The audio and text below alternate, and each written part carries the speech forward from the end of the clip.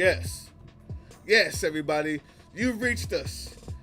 We're going live. This is the Basement Debates live with Bruce Lively, and we got D-Boy as a Slim. special guest. Say it again, man.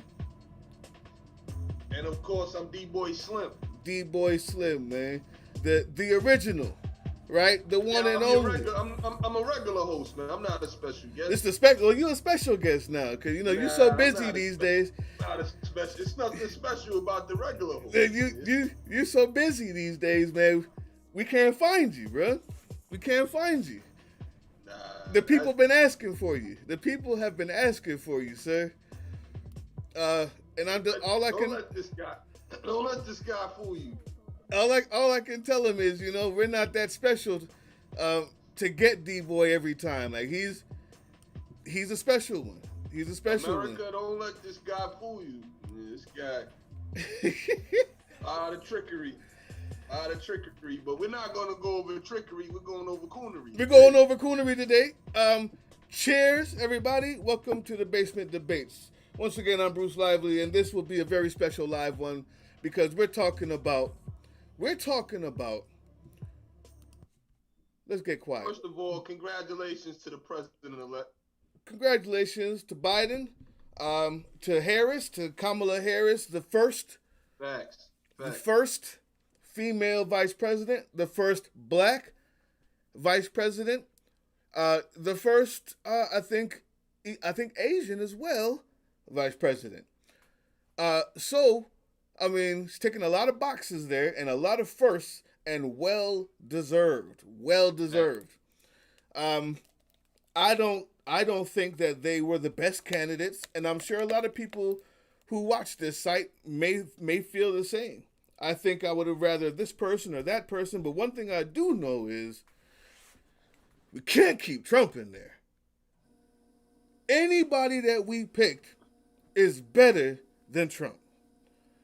Now, I think America spoke on a whole, and I think they spoke in volumes. I don't think it was a white thing. I don't think it was a black thing. I don't think it was a Democrat thing. I don't think it was a Republican thing, excuse me. I think that for once America spoke, and they spoke about getting the country back on track seriously. And a lot of people campaign that. That's a lot of people's, catchphrase. Mr. Trump, he campaigned that his last term, make America great again. Well, he did nothing of the sort. As a matter of fact, I think he took America back a few steps. And, Yeah. It's our job now and our responsibility to clean it up and try to move forward and get this thing going back in the right direction. And I do believe the president-elect and his, as you mentioned, his vice president should be able to get that done. Real quick, let's give a shout out to everybody who's here now. Marion Apaya, what's good, man? Callum Mike, good to see you back again, brother. And MC Cowan third or McCowan the third. I'm sorry, MC McCowan the third, man. Listen, let's get to the real point of the situation. Let's get to the actual point of the situation. I disagree that it wasn't a white or black thing because I want to make everybody know and remind everybody that black folks saved the democracy this election season. Because 71 or 70 million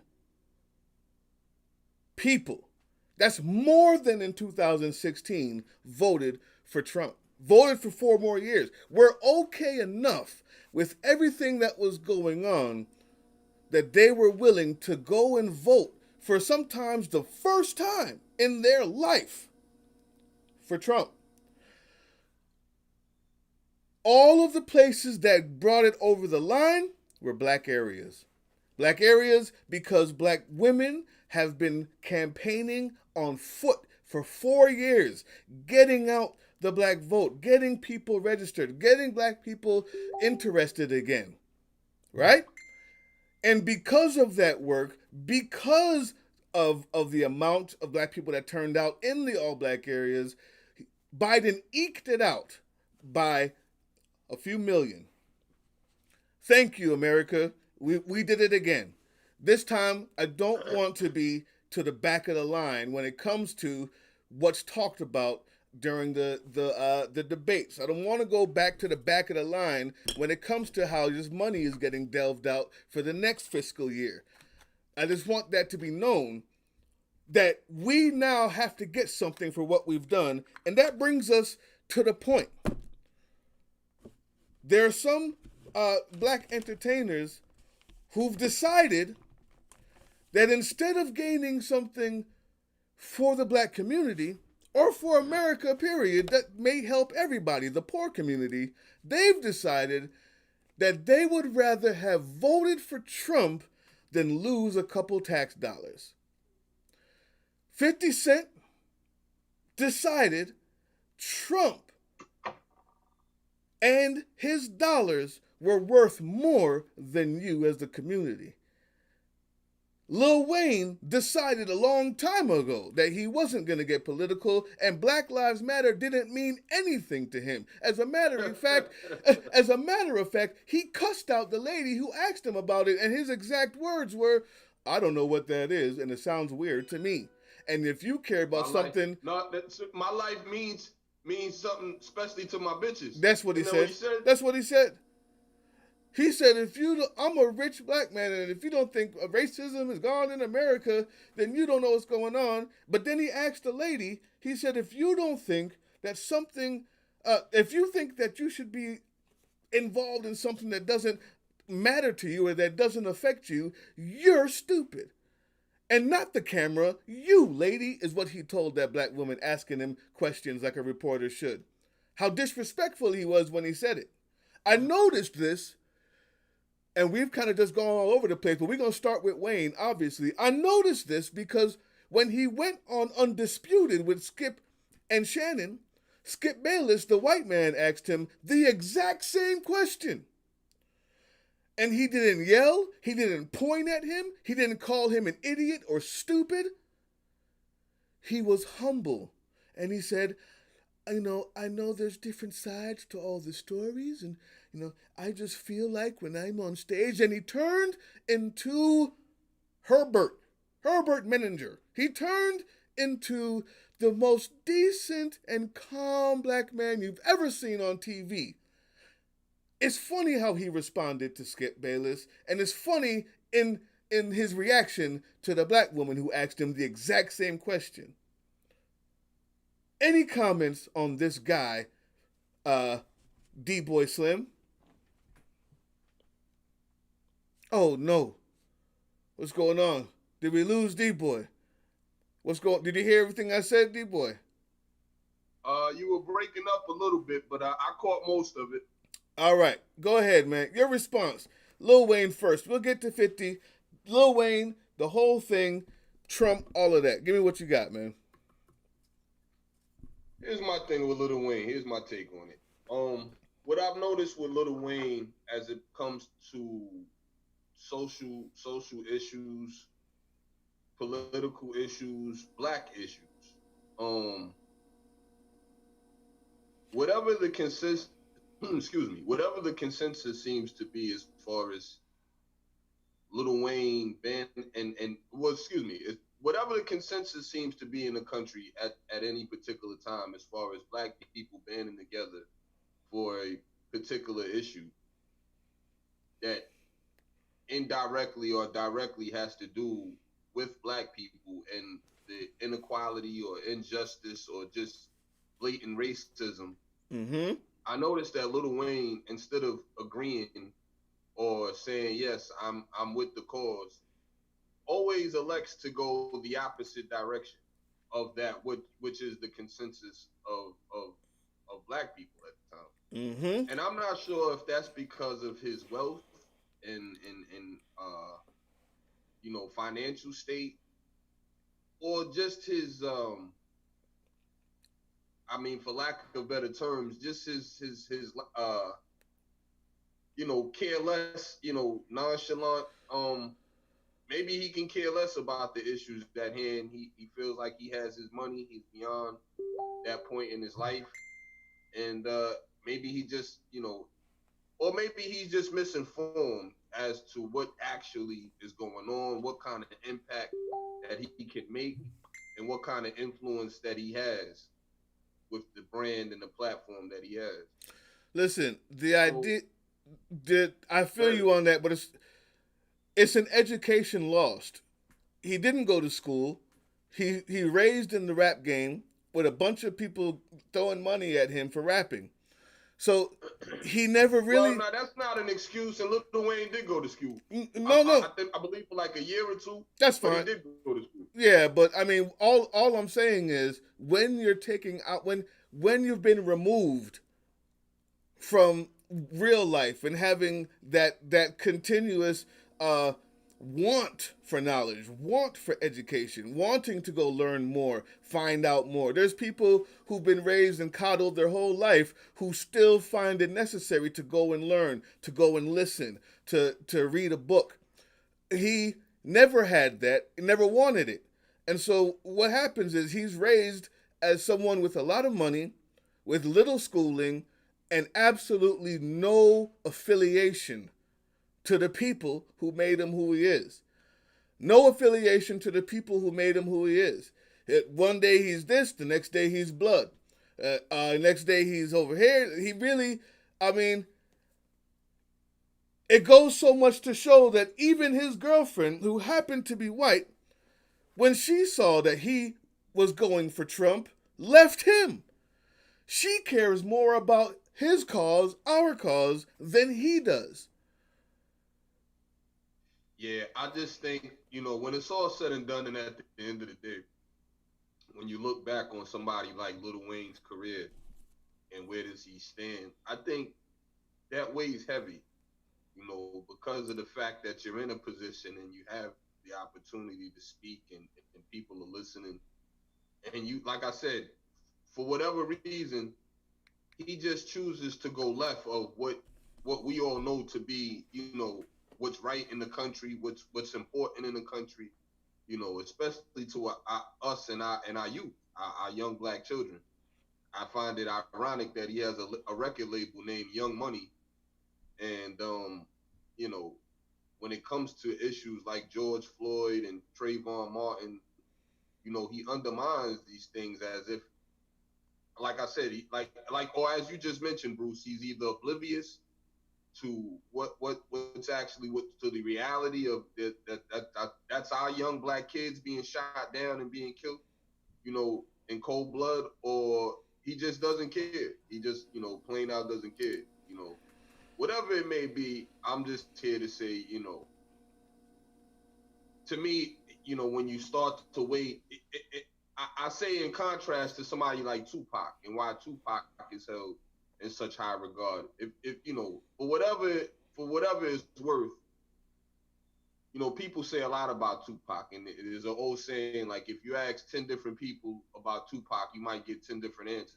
Mm-hmm. But one thing that's for sure is that he stood by us and he stood with his people.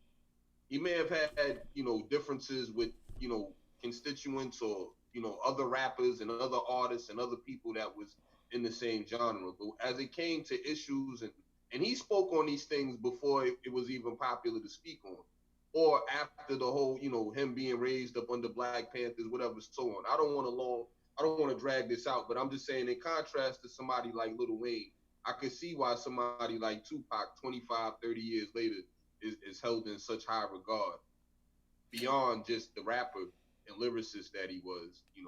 He spoke on a lot of these issues, and when he spoke on it, he articulated himself eloquently. He seemed like somebody that was knowledgeable, that was informed about our history, that was aware of what's going on in the community, and also, he spoke on strategies, and although sometimes Tupac would speak divisive and would speak about other people and other black people, whatever, he also spoke about uniting and us banding together, and how much stronger we are if as a people we stick together. So I Yeah. just said all that to say that's the opposite of what you hear out of somebody like Lil Wayne when you ask Lil Wayne about certain issues and and things of this sort. So, But let me, it's more than that though. See, now I agree with you. You're 100% right. He just maybe just doesn't care, doesn't resonate with him.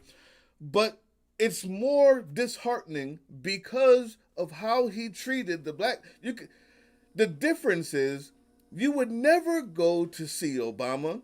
You were apolitical in the Obama years.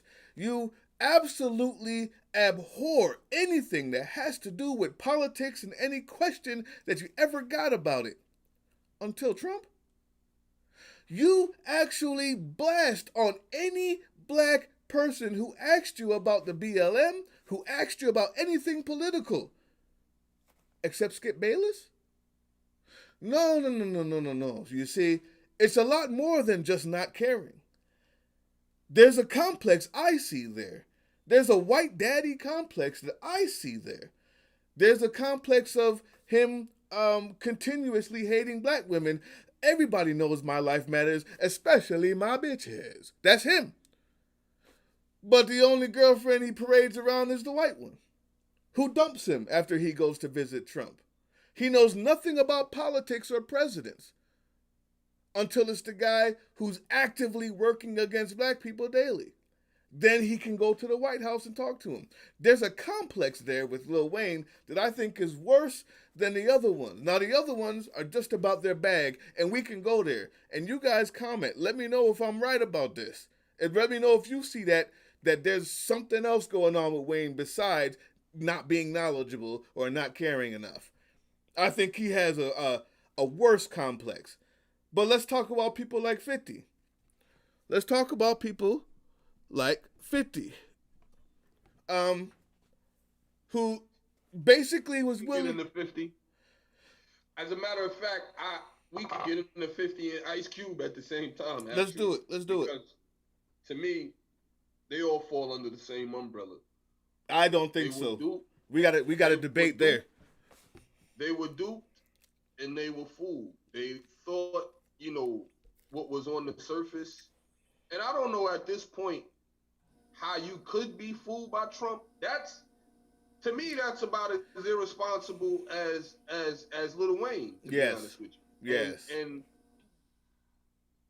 coming from somebody like Cube, who's been in the game since I was a little man, a kid, and 50 Cent, who's a few years older than me, I find that, like I said, I find that just to be very irresponsible that at this point that you actually believe and take Trump's word for face value and put some weight behind it and actually, give your support or lend your support and give endorsement to this guy. But what's also refreshing and where like I said, I don't think it was just black and white. I think it was just more wrong and right. And where a week later, the both of them jumped off a sinking ship. And so I found it very funny and ironic because as they realized that they were on a sinking ship, they jumped ship. They abandoned ship. And all right. So let me tell you my difference between 50 and Kanye. And McCowan third. You said Kanye? I said Cube. No, Cube. I'm sorry, not Kanye. Ice Cube. You said Cube. All right. So let me tell you my difference. Kanye. That's so we. Show, yeah, it's a whole nother show. We don't even need. We're gonna talk about post. I don't know. He got problems. So, but listen, my main difference between 50 and Ice Cube, and McCowan third, someone even like Steve Harvey. 50 and Steve Harvey went to the president or acknowledged him for the single purpose of what can I get personally from you. Ice Cube had a plan about what can my people get from whoever comes first. The Democrats called him and they said, well, we'll wait till after the election because we're scared. As always, to talk about black people during an election because you know that we're trying to get those votes from the white folks. It's always scary. We're always on the back end, but he came there with a plan for us, not for him. What happened was The Democrats called. They said maybe later. Trump people called. They're in power. They said, let's talk about it now. Now, we could go into the politics of it and the fact that the Platinum Plan has absolutely no teeth at all, that is not good at all. And if Ice Cube even was smart enough to realize that he was just being played for a promotional gig to get more black men to vote for Trump, definitely. But the difference is where his heart was, and it wasn't in the right place. He went there with a plan for us. Harvey, 50, Peep, they went to Trump with a plan for them. I don't want 63% of my taxes over $400,000 and only in capital gains to be taken from me. So I don't care about the rest of my people. I'm voting for Trump. Ice Cube never said he was voting for Trump. He said, whoever's in power, you're going to see me about this plan for black people. You know who gets the blame there? The Democrats. Because they had the chance to sign a plan. They had the chance to incorporate that into their platform, and they were scared, like they're scared now, of the Trump who's trying to sue the bejesus out of the election, just like they're scared now, and they let that go. What would it have been like to actually say to people, hey guys, look what we just did. We just met with Ice Cube and came up with an actual thing to plan to put in our platform. How would that have actually looked for Democrats? And instead, they always go weak sauce and they win by a couple million votes. And 70 million people on the other side still voted for Trump. So I don't put them in the same category at all. That he was used, yes. And he probably figured it out a little bit too late. But I don't think that was his purpose in putting the plan out there. The plan was for us, period.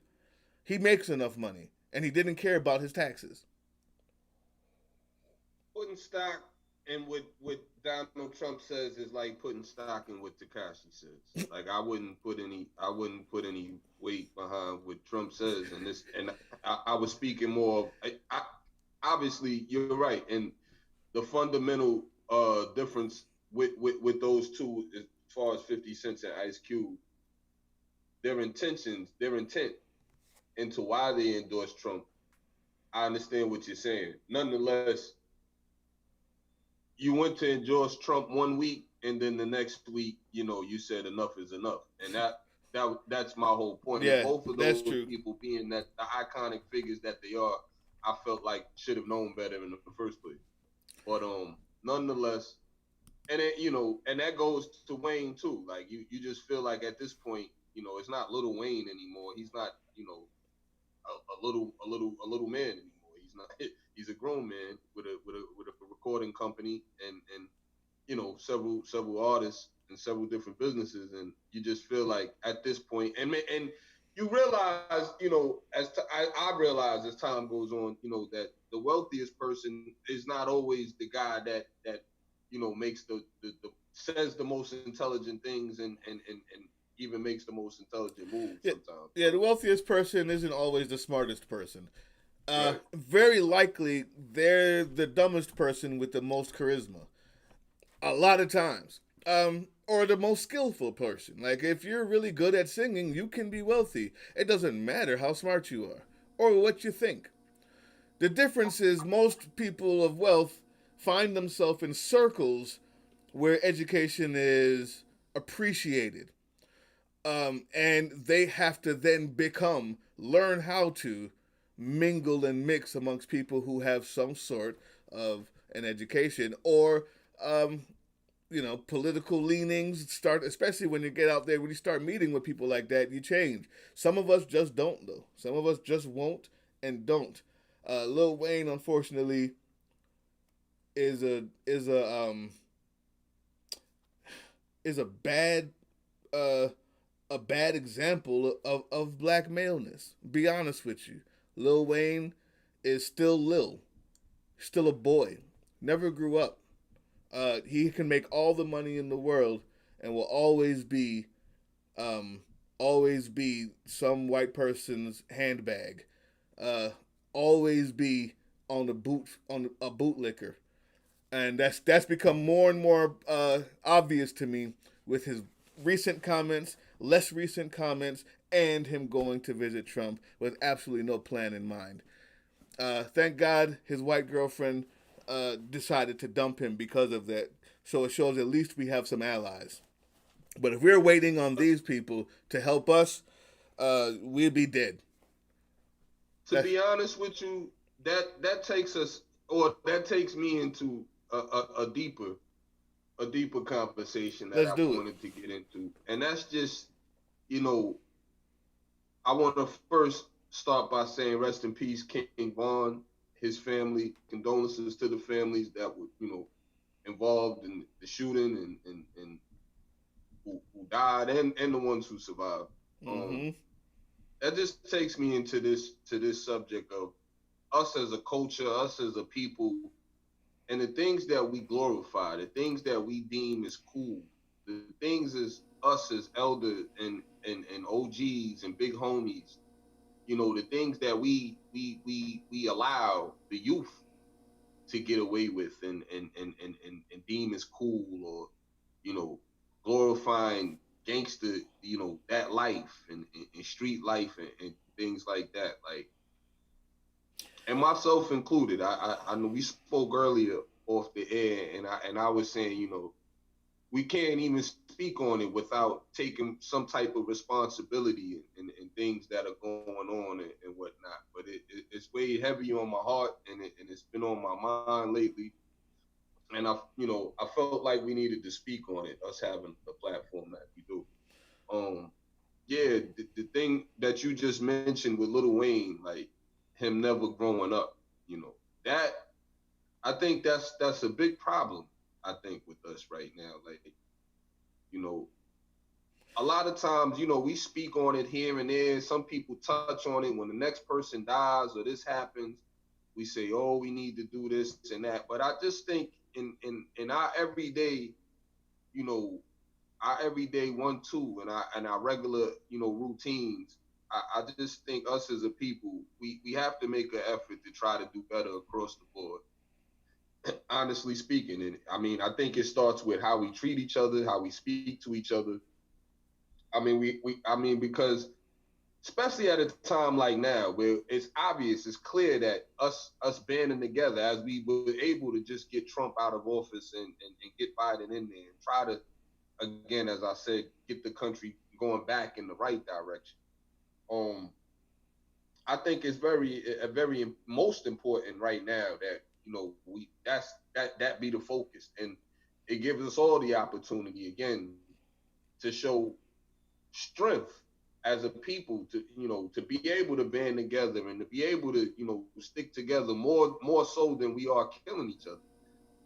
And I think the negativity, you know we're not all to blame, but we have to take responsibility. We have to take take accountability.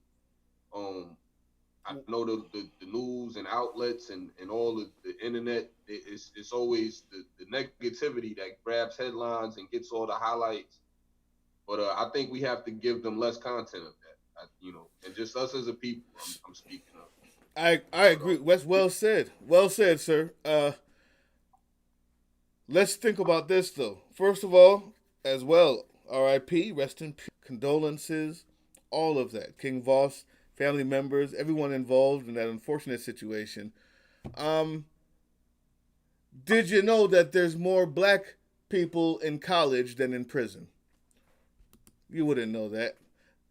So when the mere fact that this is what gets publicized and this is what black right, kids have to look up to is a problem simply because the media still, and when I say the media, including myself, because we are the media. This what we're doing is talking on a media form right now. You're looking at this, people, so I'm the media.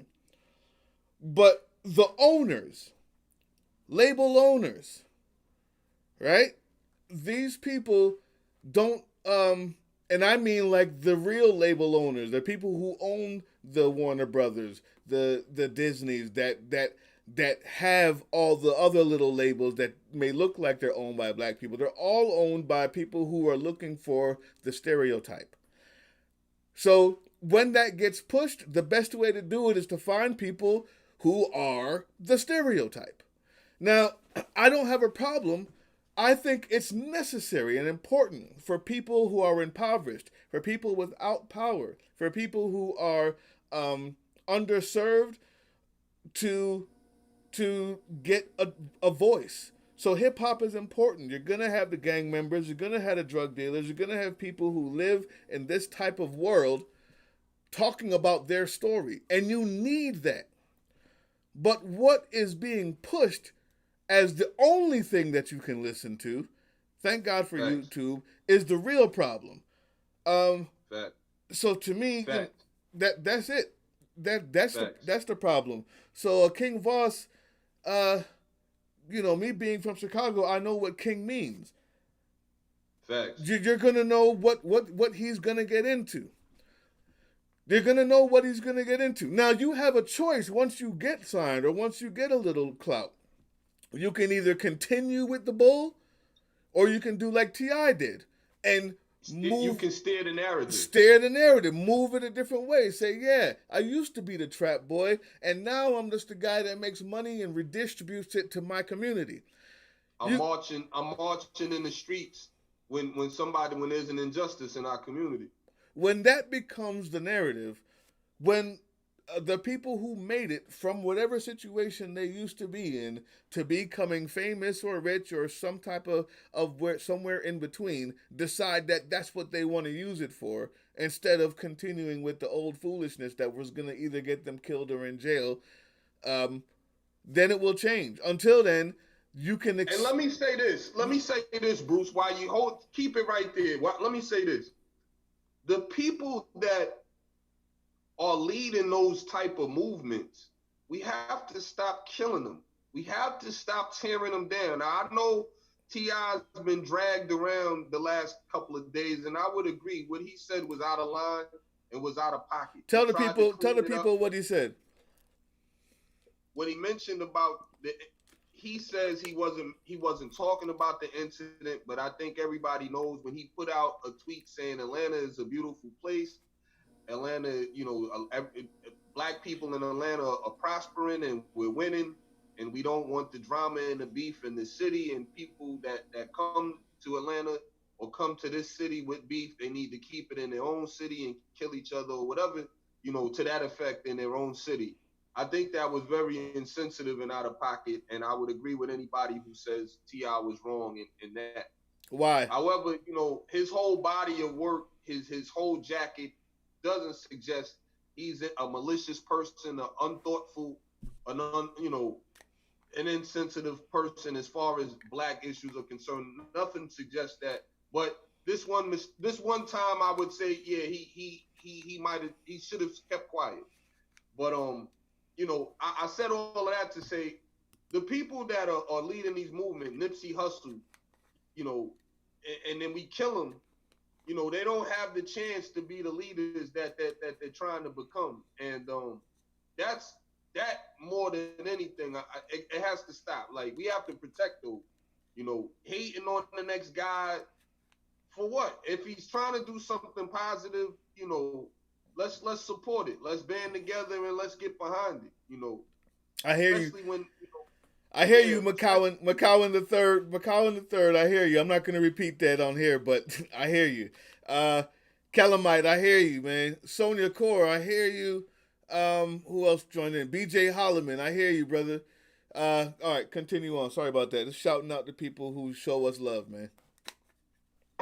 Nah, but that's it in a nutshell.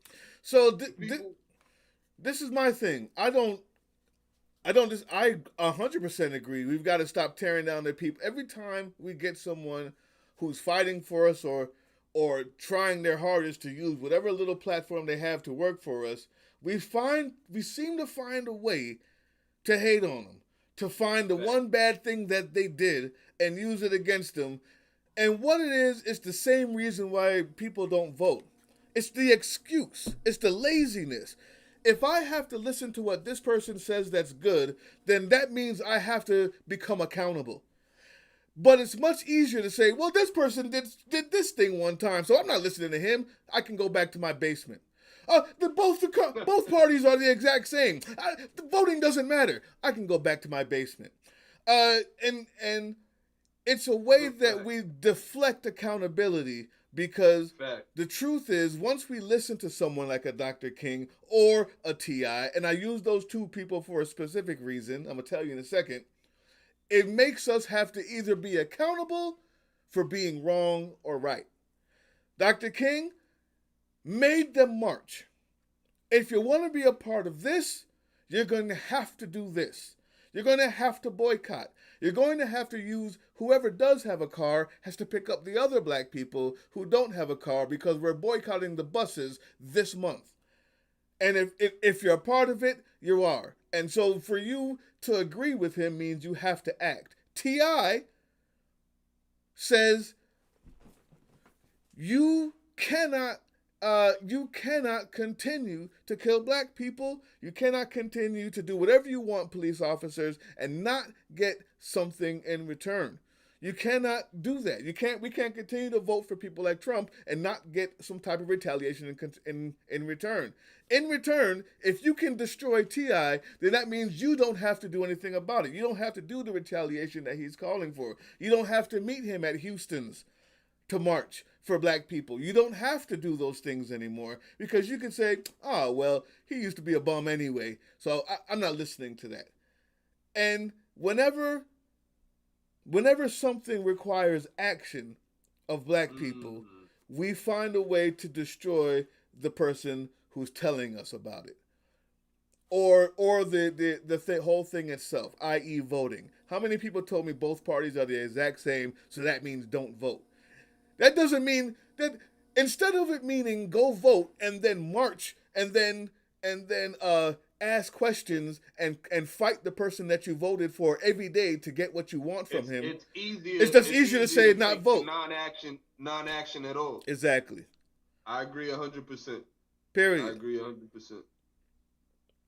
100%. Calamite, I hear you, but I was just saying from the least to the most. Even if you're Martin Luther King, or if you're just, or if you're Cori Bush, who just got elected, who was a Justice Democrat, all she did was she was a small time community organizer that ended up organizing the community such that she's now a senator.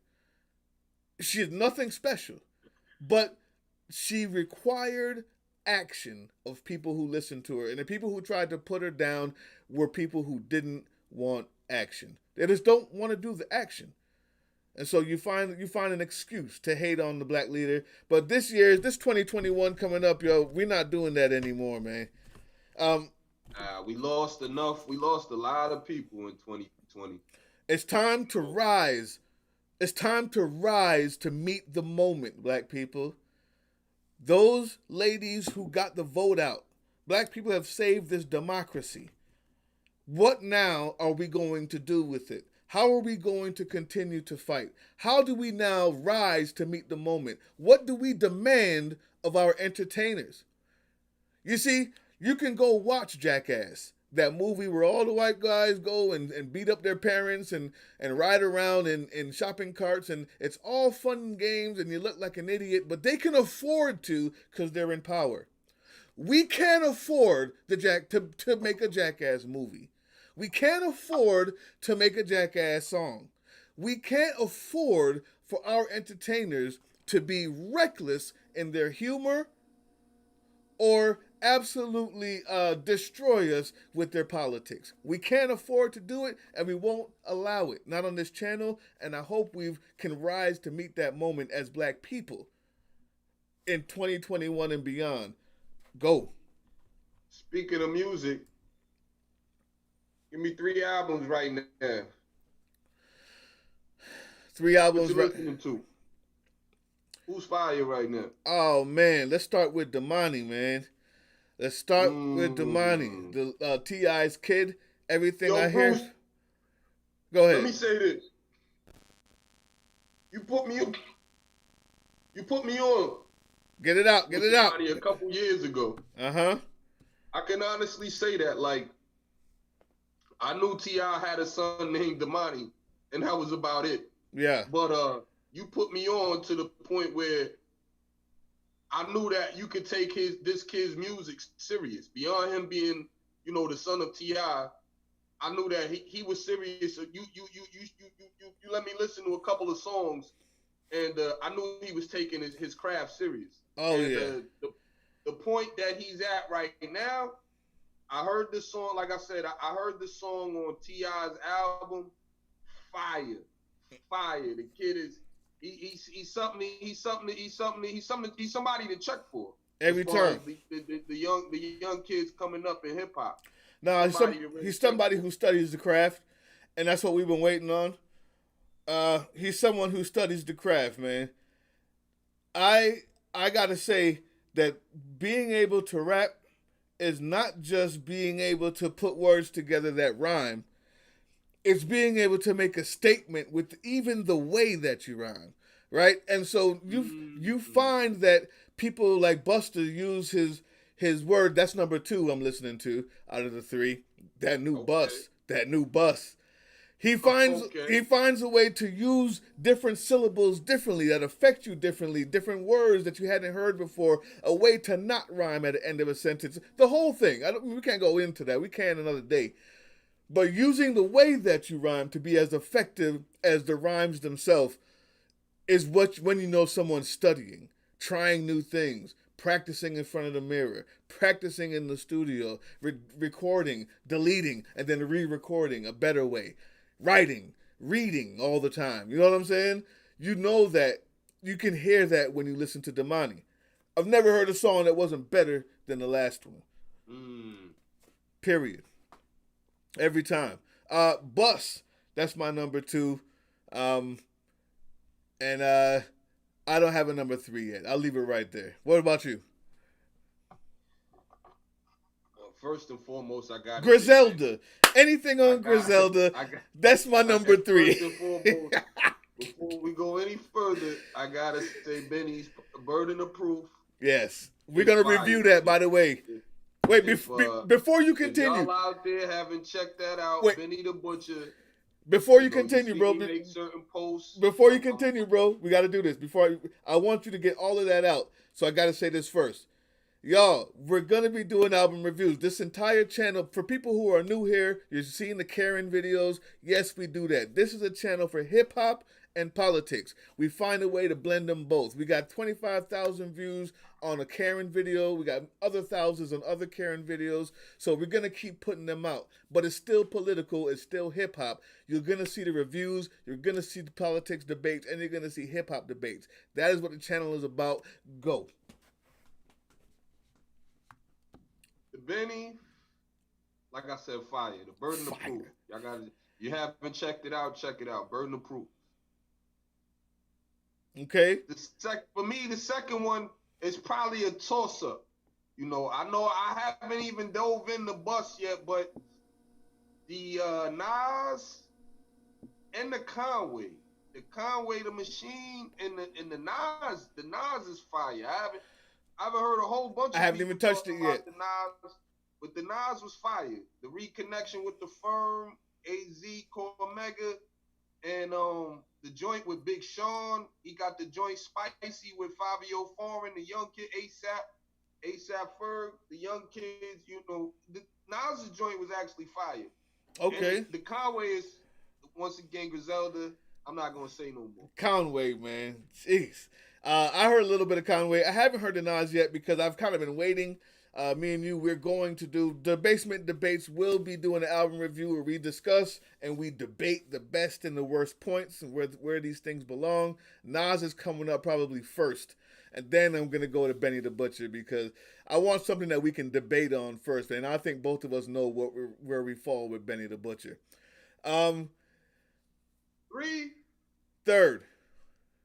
Third one has to be T.I. for me. I mean, we just talked about it. The song he got with his son Damani. He got another joint with Young Thug.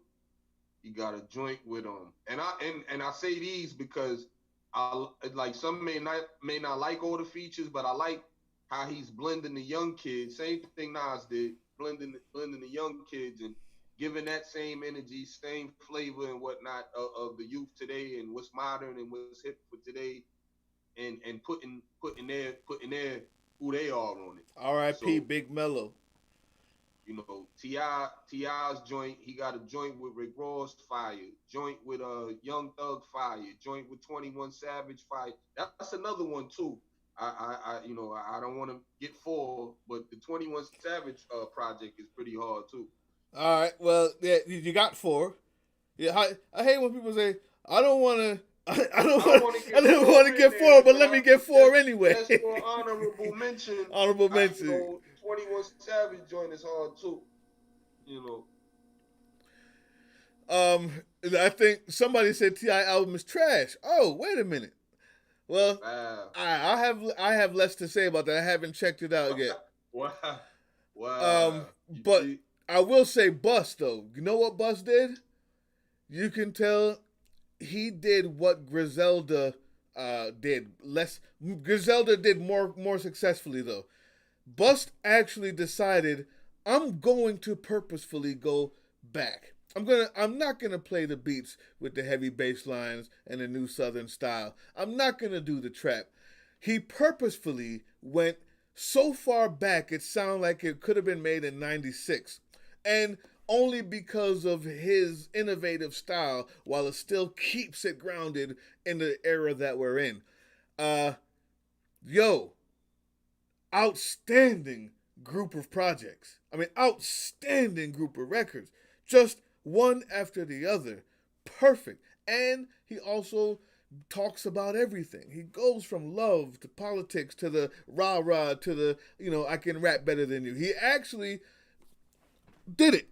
And we were talking about that before, how, he does that, but not very often. He did it. This album, man. This album. On One. Bus. Well, y'all check it out.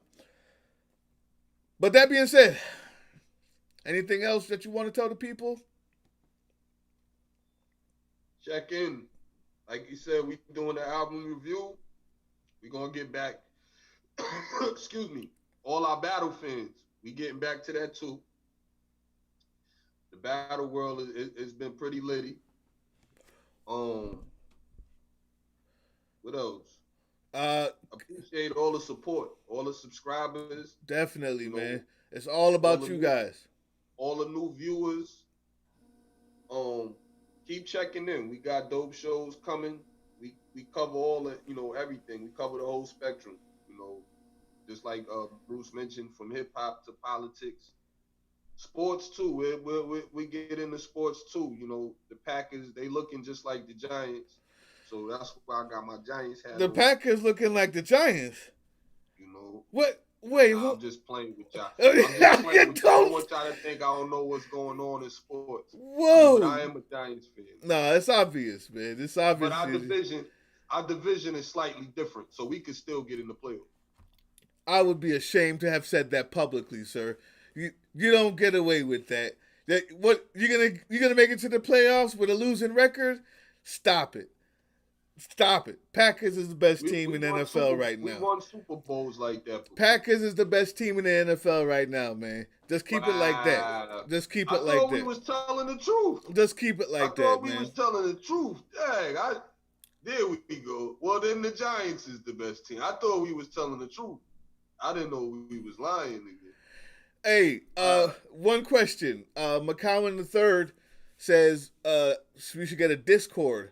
I'm not even sure what that is, but I'll be checking it out, man. Reading what you're talking about.